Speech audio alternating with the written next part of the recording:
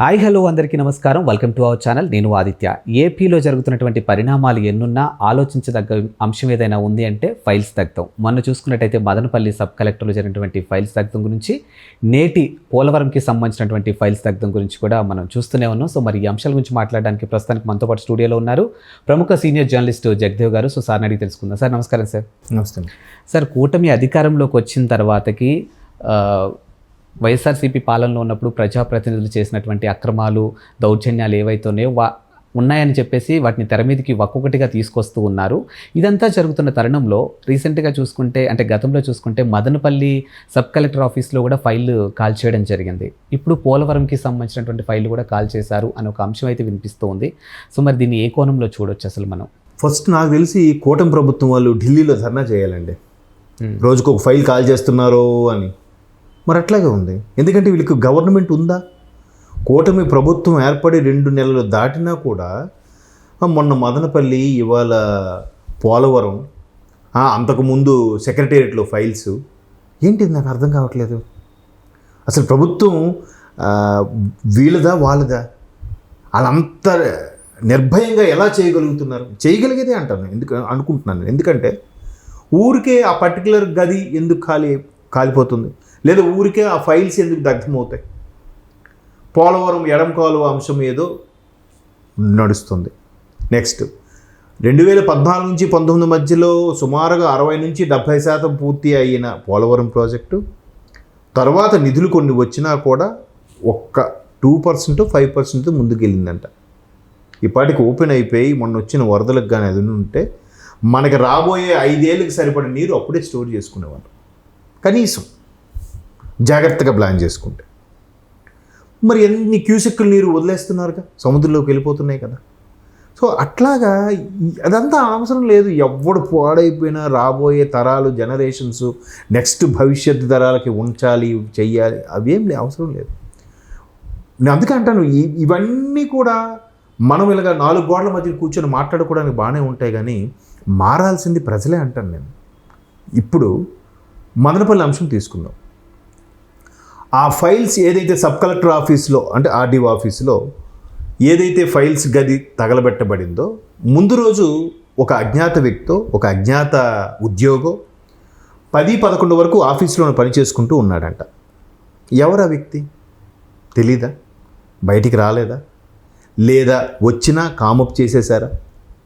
లేకపోతే ఆ ఉద్యోగికి రే నువ్వు జీతాలు ఉద్యోగాలతో ఎన్నాళ్ళు ఉంటారా, తీసుకో ఒక 5 కోట్లు అని చెప్పి ఎంతైనా చూపారా?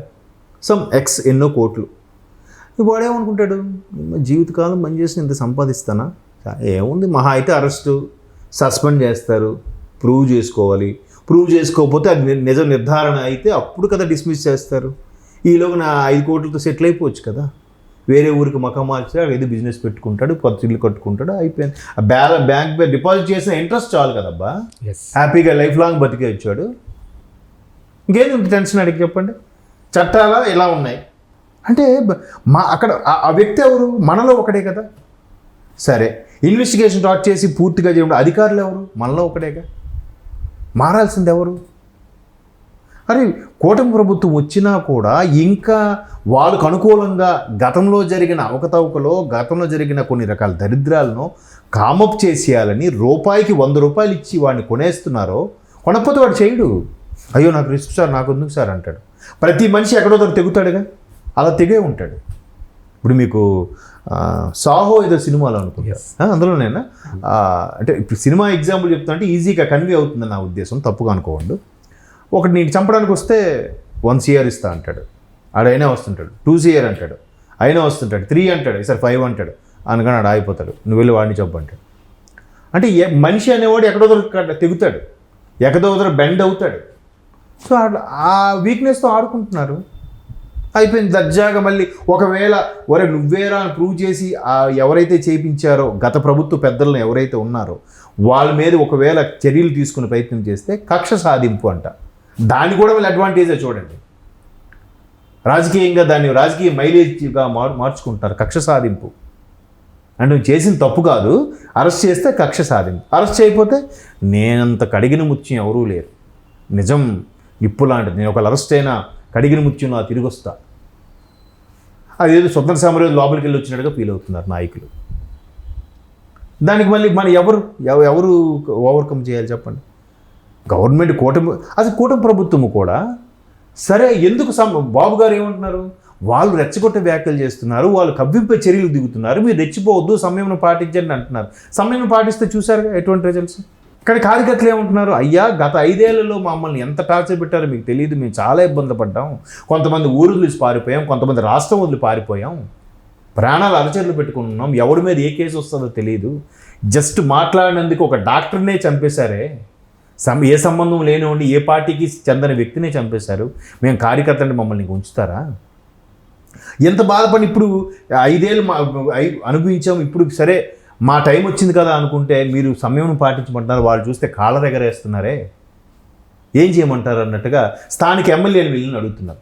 ఎమ్మెల్యేలు వెళ్ళి బాబు గారిని అడుగుతున్నారు, బాబు గారు ఆగండి ఆగండి అంటున్నారు. ఆగండి అంటే చూసారా ఫలితాలు? ఒక దగ్గర సాక్ష్యాలు తారుమారు అయిపోతున్నాయి, ఇంకో దగ్గర ఫైల్స్ దగ్ధమవుతున్నాయి, ఒక దగ్గర ఛాంబరే కాల్ చేస్తున్నారు. ఎందుకని? ఒకవేళ వీళ్ళు నిజంగా కూటమి ప్రభుత్వం కూడా గత ప్రభుత్వంలాగా ఆలోచిస్తే ఈ పాటికి సగంకి పైగా నాయకులందరూ లోపల ఉండేవారు. కానీ అలా అనుకోలే. మా మీద ప్రజలు ఎంత బాధ్యత పెట్టారు, 164 సీట్లు ఇచ్చారంటే చాలా పెద్ద రెస్పాన్సిబిలిటీ, అది నిలబెట్టుకోవాలి.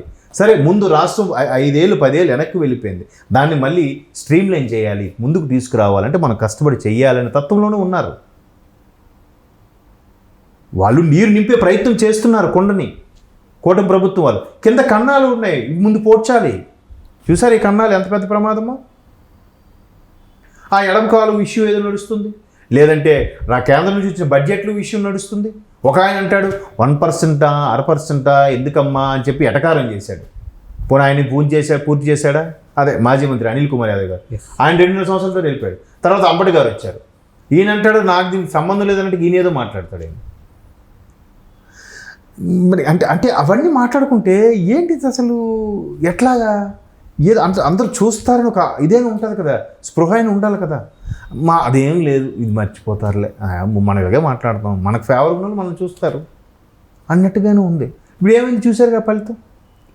మనం ఎన్ని అనుకున్నా మన పథకాలకి మనకు ఫేవర్గా ఉండేవాళ్ళు ఉన్నారబ్బా, 40% ఓటింగ్ ఉంది, మనమే గెలుస్తాం అంటే ఏమైంది?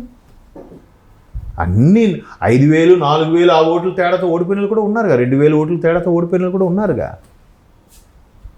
మరి అలా అనుకుంటుంటే అసలు నిజంగా కూటమి ప్రభుత్వం ఇప్పటికైనా సీరియస్గా తీసుకోవాలి. ఉడుకు రక్తం ఏదైతే ఆలోచిస్తుందో ఆ ఉడుకు రక్తంలో చర్యలు స్టార్ట్ చేయాలి. లేదంటే ఇంకా ఎన్ని ఫైల్స్ దగ్ధమవుతాయో, ఎన్ని ఆఫీసులు దగ్ధమవుతాయో, ఎంతమంది వాళ్ళ వైపు తిప్పుకుంటారో. గత 5 ఏళ్ళలో సంపాదించిన ఉండొచ్చు, అంతే కదమ్మా. మనిషిని కొనేస్తే ఎంతసేపు? ప్రజలు కూడా అలాగే ఉన్నారు. ఏముంది పార్టీలతో సంబంధం ఏముందిరా, మనం స్థిరపడ్డామా లేదా? మారాల్సింది ప్రజల యాటిట్యూడే. అందులో నేను కూడా ఒకడినే, ఏం చేయలేం పరిస్థితులు. Thank you sir.